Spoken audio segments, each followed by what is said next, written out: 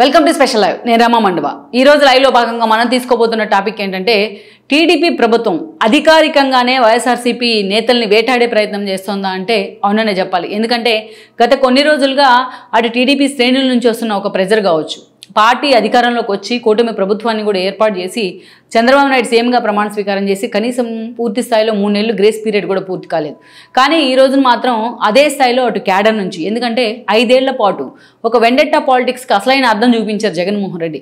ఆ స్థాయిలో బడా నేతల నుంచి చోటా నేతల వరకు, చోటా నుంచి కార్యకర్తల వరకు టీడీపీ శ్రేణుల్ని, జనసేన శ్రేణుల్ని వాళ్ళు ఇబ్బంది పెట్టే ప్రయత్నం చేశారు. అందుకని ఈ రోజున పాలన సంగతి కంటే ముందు ప్రతీకారం తీర్చుకునేందుకే క్యాడర్లోంచి ఆ స్థాయిలో ఒక వెండెట్టా రూపంలో కొన్ని వస్తున్నాయి కామెంట్స్ కూడా. మన సోషల్ మీడియా చూసిన టీడీపీ క్యాడర్ నుంచి వైసీపీ తరపున ఆ స్థాయిలో అకృత్యాలకు, అక్రమాలకు, అరాచకాలకు పాల్పడడం వాళ్ళని ఎవరిని కూడా వదిలిపెట్టే ప్రసక్తే లేదు, వదిలిపెట్టద్దు అంటూ కూడా చంద్రబాబుని కోరుతూ ఉన్నారు. వాళ్ళు మాకు ఇది చేయాలనో, రాష్ట్రానికి చేయాలనో, డెవలప్మెంట్ మీద మీరు ఫోకస్ పెట్టాలనో కోరే వాళ్ళకంటే ఈ రోజున ప్రతీకారం తీర్చుకోవాల్సిందే, లోకేష్ రెడ్ బుక్ బయటికి తీయాల్సిందే అన్న అంచనాలు ఎక్కువగా ఉన్నాయి జనంలో. అది వాస్తవం కూడా. సరే, అది మనం పక్కన పెడితే ఈరోజు చూసినట్లయితే నిజంగానే చంద్రబాబు నాయుడు 2 నెలల పాటు పూర్తి స్థాయిలో ప్రభుత్వం కుదురుకోవడానికి ఆయన టైం తీసుకున్నారు. ఇక పూర్తి స్థాయిలో అధికారికంగానే వైఎస్ఆర్సీపీ నేతల మీద ఆయన ఫోకస్ పెట్టే ప్రయత్నం చేస్తున్నారా అంటే ఆయన ప్రభుత్వం ఫోకస్ పెడుతుందా అంటే అవుననుకోవాలి ఇప్పుడు జరుగుతున్న పరిణామాలని. ఈ సీక్వెల్ ఆఫ్ ఆర్డర్లో మనం చూసినట్లయితే ముందుగా చూస్తే మొన్న పిన్నెల్లి, అదేవిధంగా నిన్న జోగి రమేష్ అండ్ జోగి రమేష్ కొడుకు కూడా, అండ్ దాన్ని లేటెస్ట్గా చూసినట్లయితే నెక్స్ట్ ఎవరు అనేది ఈరోజు చాలా సీరియస్గా టార్గెట్ అవుతోంది. వరుస పెట్టి వైఎస్ఆర్సీపీ ఫ్యాన్ రెక్కలన్నీ కూడా విరిగిపోతున్న పరిస్థితి అయితే ఉంది. అయితే ఇక్కడ మనం చాలా క్రూషియల్గా ఒక థింగ్ అబ్జర్వ్ చేసినట్లయితే ఎవరైతే అన్నెసరీగా రోడ్డు మీదకి వచ్చి హడావిడి చేశారో, ఎవరైతే పని బట్ట లేకుండా అడ్డమైన విమర్శలు చేస్తూ అటు చంద్రబాబు నాయుడిని, పవన్ కళ్యాణ్ని, వాళ్ళ ఫ్యామిలీస్ని టార్గెట్ చేస్తూ వచ్చారు, ఎవరైతే అడ్డంగా కేసుల్లో బుక్ అయ్యారో, మంత్రులుగా ఉండి కూడా ఆ స్థాయిలో అక్రమాలకు పాల్పడ్డారు, అలాంటి వాళ్ళందరినీ కూడా నిజంగా వదిలిపెట్టే ప్రసక్తే లేదు అన్న ఒక ఇండికేషన్ అయితే బయటకి ఇస్తూ ఉన్నారు ఈరోజు చంద్రబాబు నాయుడు ప్రభుత్వం. క్లారిటీగా మనం చూసినట్లయితే ఇప్పుడు దాకా జైలుకు వెళ్ళిన నేతలు కానీ, అదేవిధంగా చూసినట్లయితే ఇక వెళ్లాల్సిన నేతలు, వాళ్ళ కోసం వెతుకుతున్న నేతలు కానీ అంతా వన్ బై వన్ అధికారికంగానే కేసులో బుక్ అవుతూ ఉన్నారు ఈ రోజున. లైక్ మనం చూసినట్లయితే లేటెస్ట్గా పిన్నెల్లి గురించి చెప్పుకోవాలి. ఎన్నికలకు ముందే ఆయన అడ్డంగా దొరికిపోయారు. ఎలక్షన్ కమిషన్ ఆయన అరెస్ట్ చేయాల్సిందే అని ఆదేశాలు ఇచ్చినా కూడా ఆయన ఏదైతే అబ్స్కాండ్ అవడం జరిగింది వాళ్ళ తమ్ముడితో పాటు. మనకు తెలుసు మాచర్ల కాన్స్టిట్యున్సీలో 5 ఏళ్ల పాటు ఎలాంటి హిట్లర్ రాజ్యం ఏలింది అనేది. ఆ పిన్నెల్లి బ్రదర్స్ ఇద్దరు కూడా తాము ఆడిందే ఆట, పాడిందే పాట అన్నట్టుగా 5 ఏళ్ల పాటు వ్యవహరించారు. ఇక మొన్న మనం చూసినట్లయితే ఎన్నికల సమయంలో ఆ స్థాయిలో టీడీపీ శ్రేణుల మీద దాడులు, మహిళలను చూడకుండా వాళ్ళ వెంటబడి కొడతాలు, ఆ చంద్రయ్య లాంటి వాళ్ళని చంపేయడాలు. ఇక మనం చూసినట్లయితే మొన్నటి ఎన్నికల సమయంలో చూస్తే ఏకంగా ఈవీఎంనే, మల్లెల తోట దగ్గర ఈవీఎంనే పగలగొడతాం పిన్నెల్లి. ఆ వీడియో లోకేష్ సోషల్ మీడియాలో అప్లోడ్ చేసిన తర్వాత ఎలక్షన్ కమిషన్ కూడా చాలా సీరియస్ యాక్షన్ తీసుకోవాలని వాళ్ళని ఆదేశించింది పోలీసుల్ని. ఆయన్ని పట్టుకోవాలని ట్రై చేసినా, ఆయన లుకౌట్ నోటీస్ ఇచ్చినా కూడా ఆయన రాష్ట్రం నుంచి పారిపోయి అబ్స్కాండ్ అయ్యి హైకోర్టు నుంచి ఓటు పొందారు. దెన్ ఎలక్షన్ అయిపోయింది. పిన్నెల్లి రాజ్యాంగమే కాదు, జగన్మోహన్ రెడ్డి రాజ్యాంగం కూడా కూలిపోయింది. దెన్ ఈ క్రమంలోనే ఆ రోజున చూసినట్లయితే ఈసీ డైరెక్షన్లో పోలీసులు నిజంగానే మరోసారి పిన్నెల్లి మీద ఫోకస్ పెట్టారు. ఆయన ఎంత కోర్టుకెళ్ళి ఎగ్జామ్షన్స్ తెచ్చుకున్నా అది చాలా సీరియస్ ఇష్యూ. ఈవీఎం పగలగొడతాం అనేది రాజ్యాంగాన్ని నెట్టెలో అవమానించడమే. ఈ క్రమంలోనే ఆయన తీసుకెళ్లి ఈరోజు జైల్లో పెట్టారు, నెల్లూరు జైల్లో. ఇక ఆ తర్వాత జగన్మోహన్ రెడ్డి పిన్నెల్లిని పరామర్శించడానికి వెళ్ళారు. ఆయన ఇంతమంది నేతలు ఓడిపోతే, ఇంతమంది సీనియర్లు కూడా పార్టీ తరఫున ఓడిపోయి ఇంట్లో కూర్చుని ఉంటే వాళ్ళు ఎవరిని పిలిపించుకొని మాట్లాడకుండా కేవలం పిన్నెల్లిని మాత్రమే పరామర్శించాడు. అది కూడా స్పెషల్ హెలికాప్టర్లో ఒక 25 లక్షలు ఖర్చు పెట్టుకుని. మరి ఎందుకంటే పిన్నెల్లిని అడ్డం పెట్టుకుని జగన్మోహన్ రెడ్డి సరస్వతి పవర్స్ విషయంలో ఎలాంటి భూములు తీసుకున్నారు, ఎంతెంత తీసుకున్నారు అనేది అన్ని లెక్కలతో సహా ఆధారాలు ఉన్నాయి. అందుకని ఈ రోజున చూసినట్లయితే జగన్మోహన్ రెడ్డి కేవలం ఆ భూముల గురించి మాట్లాడేందుకే పిన్నెల్లి దగ్గరికి వెళ్ళారు అనేది టీడీపీ సరిగ్గా ప్రొజెక్ట్ చేయలేకపోయినా దాని వెనుక ఇదే వాస్తవం ఉన్నది అందరికీ తెలిసిందే. ఇక దాన్ని అదే సమయంలో పిన్నెల్ని కూడా ఇరికించే ప్రయత్నం చేశారు జగన్మోహన్ రెడ్డి. అప్పటిదాకా లోకేష్ సోషల్ మీడియా నుంచి, ఆ హ్యాండిల్ నుంచి ఆ వీడియో బయటకు వచ్చింది. లోకేష్ మీద కూడా చర్యలు తీసుకోవాలని పిన్నెల్లి లాయర్లు వాదిస్తూ వచ్చారు పాపం.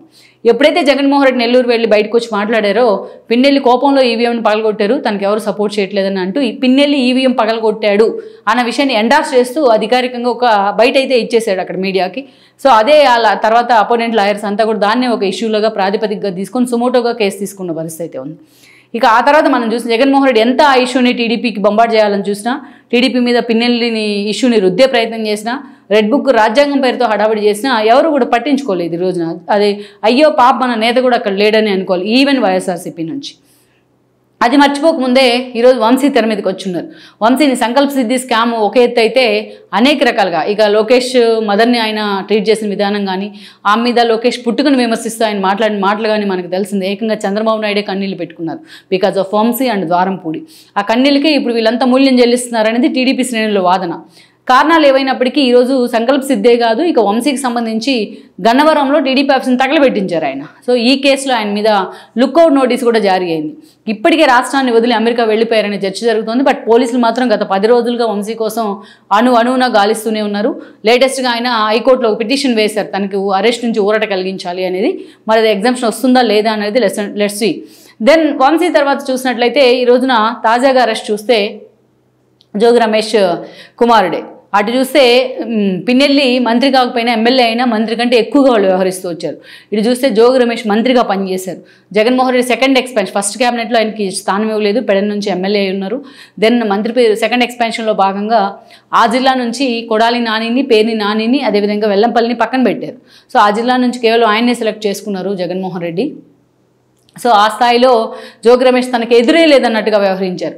చంద్రబాబు నాయుడు ఇంటి మీద దాడికి వెళ్ళారు, ఆయన కరకట్ట మీద తన అనుచరులను తీసుకొని వెళ్ళారు. అప్పట్లో ఆయన మాట్లాడిన మాటలు కూడా ఇప్పుడు పోలీసులు ఆధారాలు సేకరిస్తూ ఉన్నారు. ఒకరిని మర్డర్ చేస్తే మిగిలిన వాళ్ళు రాకుండా ఉంటారు అన్నట్టుగా ఆ రోజున ఆయన మాటలు, ఒకరిని పూర్తి స్థాయిలో వేసేస్తే మిగిలిన వాళ్ళు రాకుండా ఉంటారు అన్నట్టుగా కూడా మాట్లాడిన తీరు ఈరోజు బయటకు వస్తుంది ఆడియోలతో సహా. మరోవైపు చూసినట్లయితే ఇక ఈ ఇష్యూ ఆల్రెడీ కంప్లైంట్ ఉంది, ఆ ఇష్యూ మీద కూడా టీడీపీ ఫోకస్ పెట్టింది. ఇక ఇదే సమయంలో చూసినట్లయితే అగ్రిగోల్డ్ వ్యవహారంలో జోగి రమేష్ ఈరోజు అంబాపురం భూముల విషయంలో అడ్డంగా ఇరుక్కుపోయాడు. ఆ భూములన్నింటినీ కూడా తన పేరుతోని, తన కొడుకు పేరుతోని, తన బినామీల పేరుతోని మార్పించుకున్న తీరుతో జోగి రమేష్ కొడుకుని ఆల్రెడీ పోలీసులు తీసుకెళ్లి లోపలేయడం జరిగింది.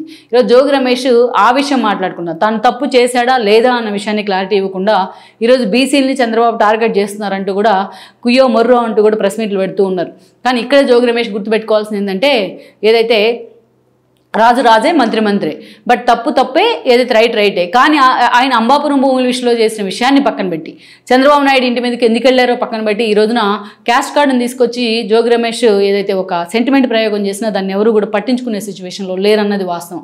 సో మొత్తానికైతే ఆల్రెడీ పిన్నెల్ జైల్లో ఉన్నారు. ఈరోజు జోగి రమేష్ కొడుకు లోపలికి వెళ్ళినారు అంబాపురం అగ్రిగోల్డ్ భూముల వ్యవహారంలో. నెక్స్ట్ జోగి రమేష్ కూడా జైలుకి వెళ్ళే అవకాశం ఉంది. ఇక వంశీ హైకోర్టు నుంచి ఊరట కోసం పిటిషన్ వేసినా అది వస్తుందా లేదా చెప్పలేంది ఒక క్వశ్చన్ మార్క్ అనుకోవాలి. ఇక నెక్స్ట్ టార్గెట్ ఎవరు అనే చర్చ జరుగుతోంది. ఇప్పటికే పార్టీ ఆఫీస్ మీద దాడి చేసిన, మంగళగిరి పార్టీ ఆఫీస్ మీద దాడి చేసిన కేసులో అవినాష్ ఆల్రెడీ బుక్ అయినారు. ఆల్రెడీ ఆయన్ని విచారణకు కూడా పిలిపిస్తూ ఉన్నారు. మరోవైపు చూసినట్లయితే జోగి రమేష్ కూడా ఆల్రెడీ నోటీసులో వెళ్ళిపోయాయి, ఆయన కూడా విచారణకు కూడా హాజరు కావాల్సి ఉంది. ఆయన పాత్ర ఏంటో కూడా తేలుస్తామంటూ అధికారులు మాట్లాడుతూ ఉన్నారు. అంతేకాదు ఇక నెక్స్ట్ చూసినట్లయితే మనం పెద్దిరెడ్డి రామచంద్రారెడ్డి మీద ఆల్రెడీ ఒక 1000 కేసులు ఉన్నాయి ఇప్పటికే. ఈ కూటమి ప్రభుత్వం ఏర్పడిన తర్వాత ఆయన సెటిల్మెంట్ చేసిన భూములు కావచ్చు, ఆయన ఆక్రమించిన భూములు కావచ్చు, ఆయన చేసిన అక్రమాలు కావచ్చు, పెద్దిరెడ్డి మిథున్ రెడ్డి ఈరోజు పార్టీలో ఉండలేమనే సఫికేషన్ ఫీల్ అయ్యే పరిస్థితికి తీసుకొచ్చినాయి వాళ్ళు చేసిన అక్రమాలన్నీ. సో వాళ్ళు కూడా టార్గెట్ అవుతున్నారు కూటమి ప్రభుత్వానికి. అక్కడి నుంచి చూస్తే రోజా రిషికొండ ప్యాలెస్ వ్యవహారంలో టూరిజం శాఖ మినిస్టర్గా ఉండి అడ్డగోలు అనుమతులు ఇచ్చిన కారణంగా రోజా టార్గెట్ అవుతున్నారు. తిరుమల తిరుపతి దేవస్థానం పేరుతోని అక్రమ దర్శనాలు చేసినందుకు కూడా పెద్దిరెడ్డి రోజా విజిలెన్స్ విషయంలో కూడా వాళ్ళు ఫోకస్ పెట్టే అవకాశం అయితే ఉంది ప్రభుత్వం. ఇలా మనం చూసుకుంటూ పోయినట్లయితే ఇక కొడాలి నాని సివిల్ సప్లైస్ శాఖ మంత్రిగా ఉండి దాన్ని అడ్డం పెట్టుకొని కొడాలి చేసిన అరాచకాలకు అడ్డే లేదు.